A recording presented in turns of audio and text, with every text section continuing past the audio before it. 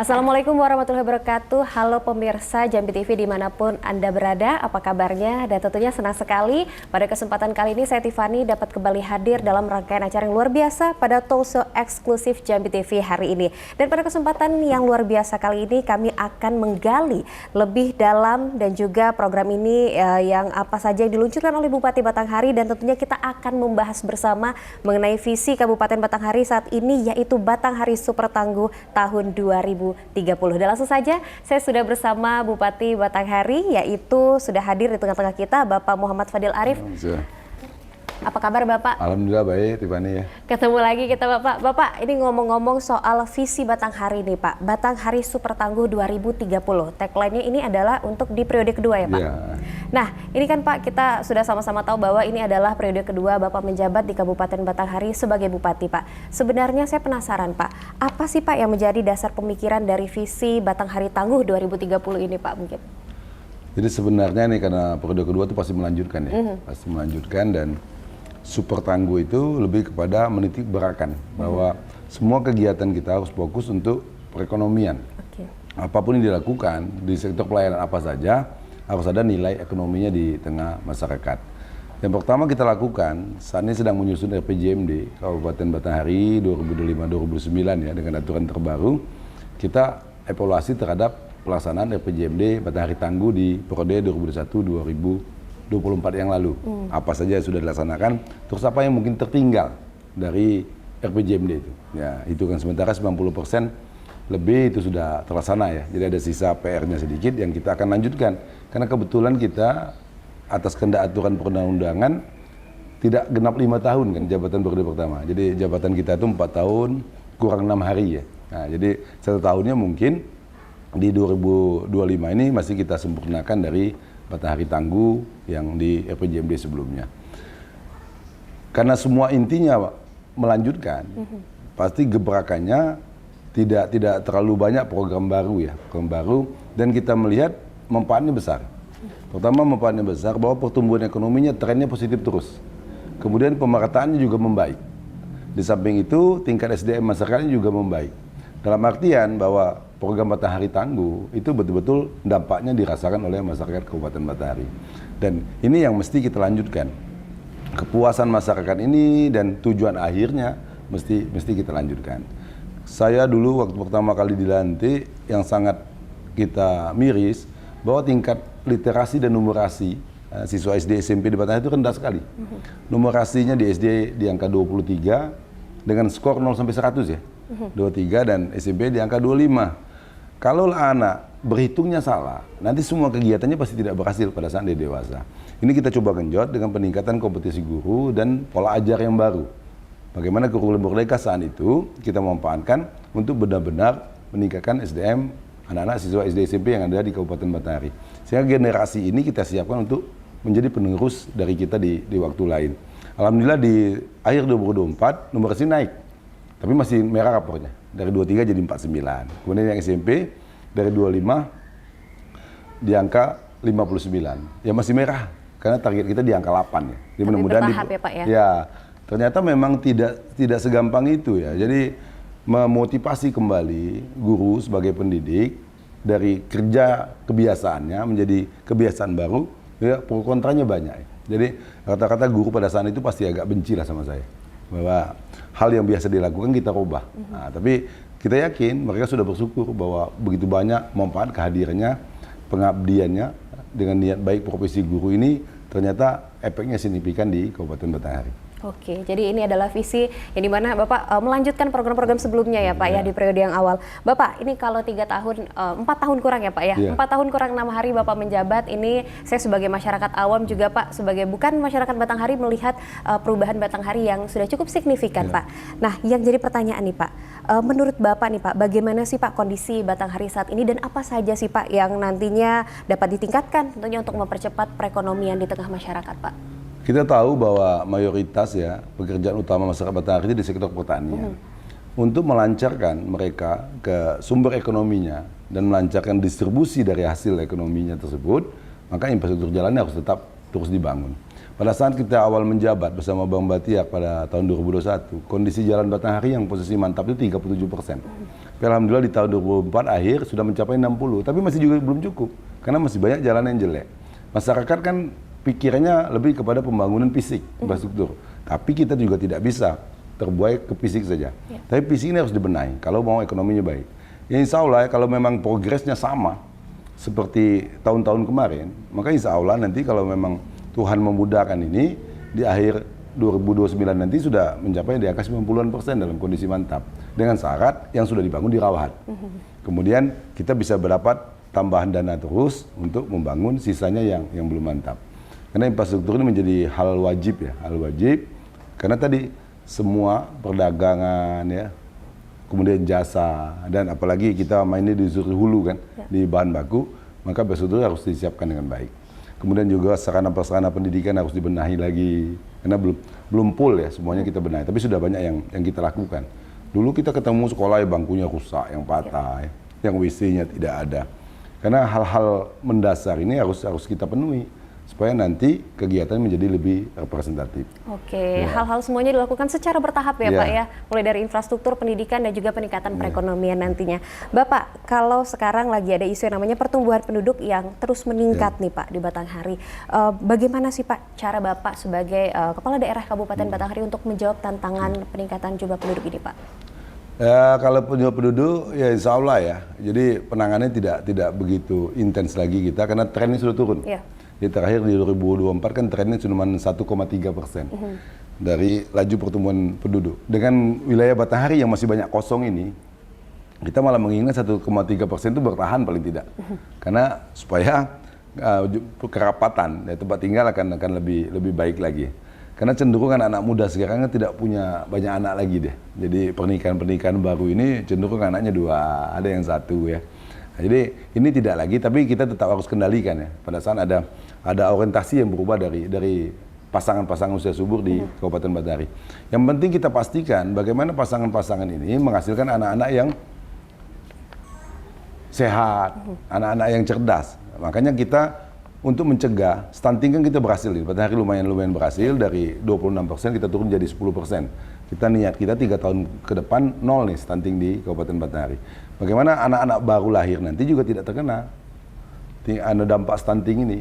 Jadi pasangan usia subur kita sudah kerjasama dengan Kemenak, bagaimana pada saat mereka mau menikah diberikan bekal. Kalau nanti sudah suami istri kemungkinan punya anaknya bagaimana diasuh dengan baik, dengan asupan gizi yang baik. Jangan mindsetnya berpikir yang bergizi itu mahal, tapi yang bergizi itu seimbang. Yang mahal belum tentu bergizi. Begitu banyak orang yang ternyata ekonominya bagus, tapi anaknya juga kena stunting. Nah, sempat protes juga, kok anak saya malah punya jabatan, kok punya stunting, itu tadi dengan pengetahuan yang kurang. Tapi kalau memang ekonominya rendah ya masuk akal ya, bahwa memang dia tidak mampu membeli makanan mungkin yang asupannya cocok tadi ya. Dan ini ya kita intervensi dengan cara lain. Oke, jadi untuk pendekatannya ke masyarakat adalah dengan sosialisasi tersendiri ya Pak ya. Baik Bapak, kalau kita tadi sudah ngomongin soal pertumbuhan penduduk di Kabupaten Batanghari Pak, ini sedang ada yang namanya perubahan iklim global Pak. Apa sih Pak strategi Bapak sebagai Kepala Daerah tentunya untuk menjaga kelestarian lingkungan di Kabupaten Batanghari ini khususnya Pak? Yang pertama bagaimana masyarakat tidak merambah lagi ya, tidak merambah kawasan-kawasan hutan yang ada di Kabupaten Batanghari. Ini juga tetap dengan sosialisasi. Kebetulan kan orang Batanghari ini masih sedikit religius, kita menggunakan para dai untuk mengingatkan bahwa gunakanlah lahan yang ada, tidak perlu mereka merambah lahan-lahan yang akan menjaga lingkungan mereka sendiri. Kemudian yang kedua, kita membiasakan masyarakat Batanghari untuk menanam pohon di sekitar rumahnya. Nah, kita ada program ya, kita berikan bibit, ya nanti kita tambah varietasnya. Saat ini yang ada itu manggis. Bagaimana mereka menanam manggis di sekitar rumahnya. Kita juga ajak teman-teman, ya pejabat-pejabat di Batanghari ini membiasakan bahwa di lingkungan kantor, di lingkungan rumahnya menjadi contoh bagi masyarakat. Ini global warming ini kan sesuatu yang akibat ulah kita sendiri. Sehingga air kalau sudah musim hujan tiba-tiba meluap. Kenapa? Serapannya sudah berkurang, tempat menyimpannya sudah berkurang. Nah, hal begini, jadi kita Kota Bulen juga begitu. Kita juga kembali menghijaukannya supaya tubuh kita jadi sehat.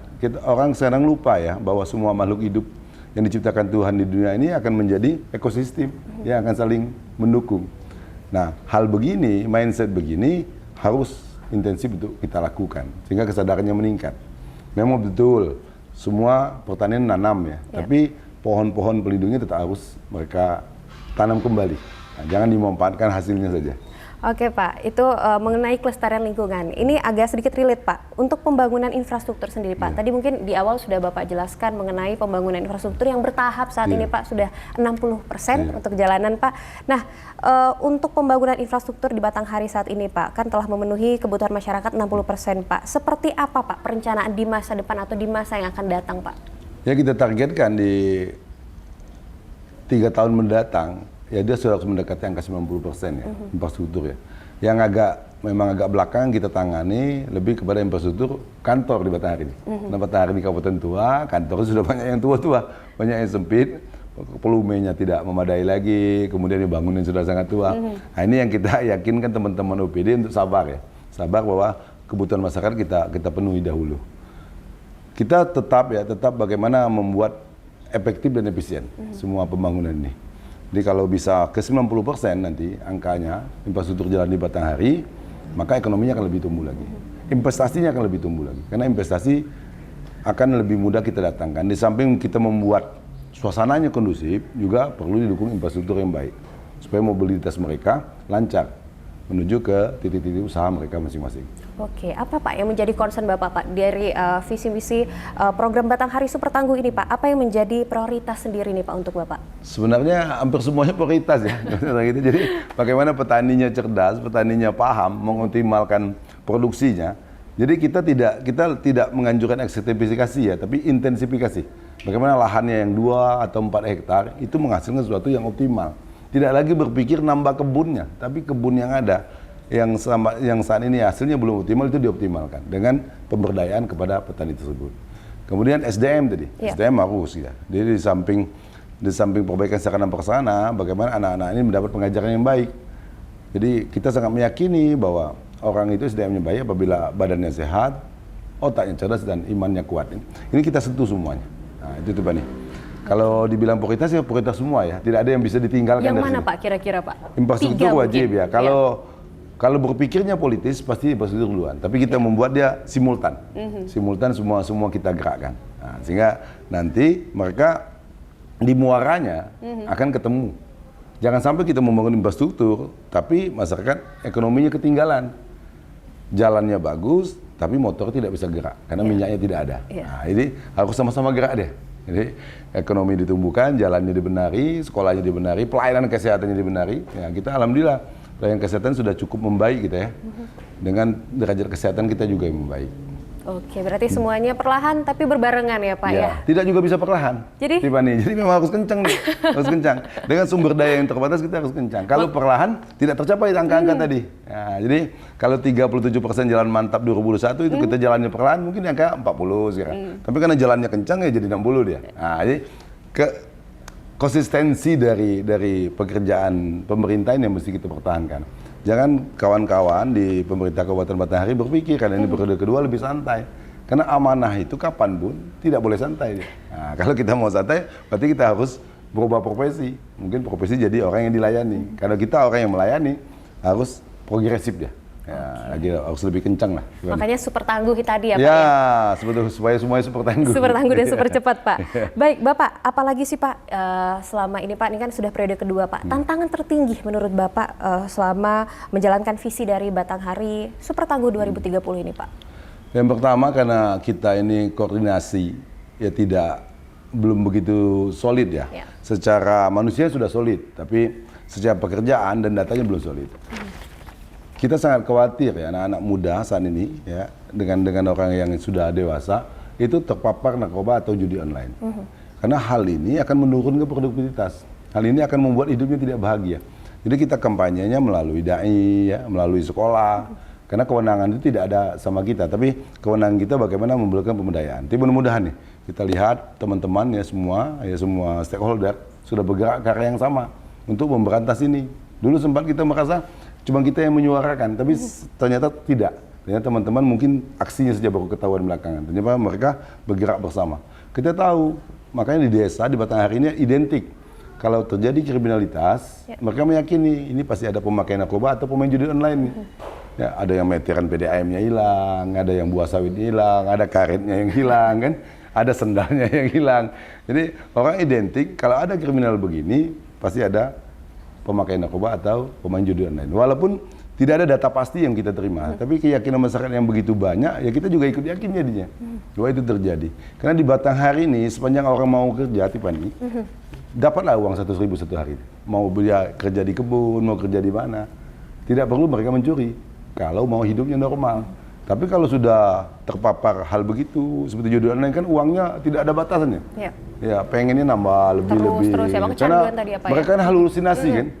Jadi saya perhatikan karena ada sebagian keluarga kita, tetangga kita dan anak-anak sahabat kita yang terpapar narkoba atau judi online, pasti dia halusinasi, menghayal saja kerjanya, tidak mau kerja keras. Ini bahaya nih, akan kehilangan generasi kita kalau ini tidak bisa kita berantas atau kita minimalkan. Dia cukup yang bodoh-bodoh saja lah yang pakai itu. Jadi itu tantangannya Pak ya mengenai kriminalitas yang disebabkan oleh judi online dan juga narkoba tadi. Semoga seluruh masyarakat khususnya generasi milenial menjauhi hal tersebut, Bapak. Amin, amin, amin. Bapak, ini kita kan juga melibatkan masyarakat Batanghari nih Pak dalam setiap program, khususnya di visi dari Batanghari yaitu Batanghari Super Tangguh 2030, sehingga mereka juga bisa merasa memiliki dan juga mendukung program ini. Seperti apa Pak caranya pendekatan ke masyarakat agar juga turut serta membantu pemerintah Pak? Kita mengangkat motivator desa namanya. Insya Allah sebentar lagi akan dijalankan menjadi P3K. Jadi ada pegawai Pemda, dulu PTT, yang kita gunakan menjadi agen. Agen untuk menyuarakan program Batanghari Tangguh saat itu, kalau sekarang Super Tangguh. Sehingga mereka meyakini bahwa program ini dijalankan bersama akan membuat hidupnya lebih baik. Kemudian kita menggunakan jalur resmi ya, ada kepala desa, ya kan, ada dai. Nah, pada saat mereka meyakini bahwa program ini membuat hidupnya lebih baik, maka akan lebih cepatlah tercapainya. Nah, satu hal yang menjadi pendobrak utamanya pada saat kita ingin meningkatkan derajat kesehatan, kita ada program Dokter Tangguh namanya. Dokter Tangguh ini menjemput orang-orang yang takut berobat ke Paskes, kesehatan, atau memang tidak berdaya deh untuk ke Paskes. Sehingga didatangi oleh Dokter Tangguh. Kampanye yang dilakukan Dokter Tangguh ini membuat program lain akan lebih mudah dilaksanakan. Karena mereka merasa bahwa pemerintah Batanghari betul-betul memberikan pelayanan optimal kepada masyarakat. Kita juga membuka diri apabila ada saran, kritik, pendapat dari masyarakat. Yang penting faktual ya. Faktual. Misalnya dia nuduh di Puskesmas itu ada pungli. Kita harus dijelaskan siapa yang melakukannya, waktunya kapan, ya kan, kejadian terkait apa. Tapi kalau cuma hoax ya susah kita menindaklanjutinya. Kita sedang melatih nih masyarakat untuk berani bersuara tapi faktual. Dan ini akan membuat kinerja akan lebih baik lagi. Tapi alhamdulillah ada 1-2 kejadian tapi sudah itu tidak kita dengar lagi ya. Tapi kalau udah selesai masih ada. Nah, dulu sempat di rumah sakit ya kita tindak lanjuti, akhirnya pelayanannya membaik. Nah, saya lihat kalau soal program pemerintah, masyarakat Batanghari sudah meyakini. Kita juga punya beasiswa bagi anak-anak kita yang kebetulan orang tuanya kurang mampu, atau anak-anak kita yang berprestasi, sehingga memberi semangat kepada mereka untuk belajar lebih giat lagi. Karena ada reward dari situ. Jadi semua program yang begini, ternyata memudahkan program-program lainnya. Nah, jadi saat ini ya sebagian tantangan itu orang bagaimana mau menghibahkan tanahnya untuk jalan. Karena sebagian jalan kita sudah harus dilebarkan. Dan sebagian sudah berhasil, sebagian masih terhalang ya. Karena kita meyakinkan bahwa kalau cara berhitungnya benar, seharusnya mereka mau menghibahkan tanahnya untuk sebagian untuk jalan. Yang pertama, nilai tanahnya akan lebih mahal lagi kalau jalannya lebih baik. Kemudian yang kedua, di akhirat pun dapat pahala mereka. Ya, kebetulan saja kita pribadi tidak punya tanah dekat jalan, kalau enggak kita hibahkan juga. Juga memberi contoh tadi ya Pak masyarakat. Harus aja ada pejabat kita dulu dituduh bahwa mereka tidak mau menghibahkan. Pas kita panggil, oh tidak ada Pak, cuma Pak RT-nya segan menyampaikan. Karena dalam otaknya kalau pejabat mungkin pasti melawan lah ya. Nah, tapi ternyata berhasil. Jangan sampai ada pejabat yang tidak memberi contoh yang baik. Kita ngajak orang untuk menghibahkan sesuatu, kita sendiri tidak mau menghibahkan. Kita mengajak orang untuk memberi pelayanan yang baik, tapi kita melayani tidak dengan baik. Nah, ini yang kita coba berantas. Tapi satu hal lagi yang menjadi PR besar kita, bagaimana kompetensi aparatur di Batanghari ini meningkat ya. Sehingga dengan kompetensi yang baik, maka pelayanannya akan lebih efektif lagi. Jangan sampai niat baiknya saja, tidak cukup dengan niat baik. Dia harus juga punya kemampuan yang baik. untuk memberi pelayanan yang lebih baik. Oke, semuanya diperhatikan oleh Bapak Fadil Arif, pendidikan, infrastruktur, bahkan juga SDM sendiri ya Pak ya di Kabupaten Batanghari. Dan pemirsa Jambi TV tentunya dalam talkshow eksklusif bersama Bupati Batanghari. Kita break dulu sejenak Bapak dan kita akan kembali di segmen selanjutnya.